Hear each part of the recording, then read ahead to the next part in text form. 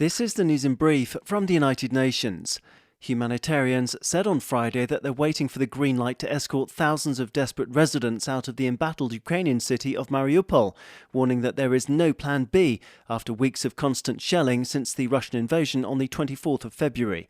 The development follows an initial attempt to evacuate civilians from the southern port city at the beginning of March, when a resumption in hostilities ultimately dashed hopes of safe passage for those wanting to leave.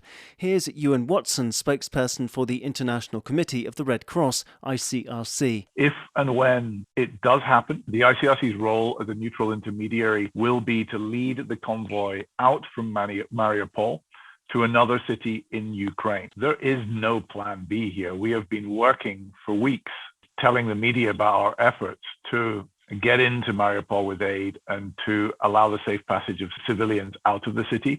An alert now from Uganda, where some 10,000 people have fled violence in neighbouring DR Congo amid ongoing violent clashes in Rutshuru territory in the east of the country.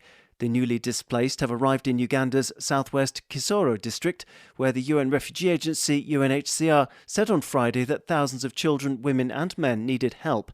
The agency added that artillery fire and gunshots could be heard from the fighting, and that 6 people had arrived with gunshot wounds for which they've received treatment. Inside DRC's North Kivu province, the continuing violence has uprooted nearly 36,000 people. Most have found shelter with host families or in markets and schools.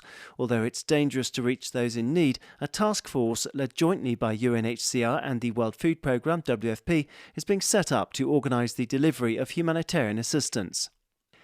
To the UN Human Rights Council, where member states on Friday adopted a plan of action to tackle disinformation at the request of Ukraine and with widespread but not universal support.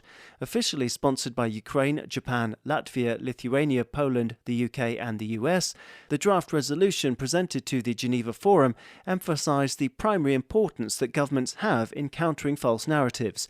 Although China said that disinformation was a common enemy of the international community, it disassociated itself from the draft resolution, saying that there was too little emphasis on the root causes of fake news and the role of human rights mechanisms.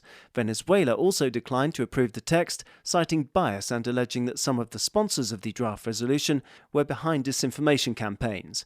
Although disinformation is not new, modern-day digital tools and social media platforms have allowed maliciously incorrect information to spread widely before false facts can be challenged and removed.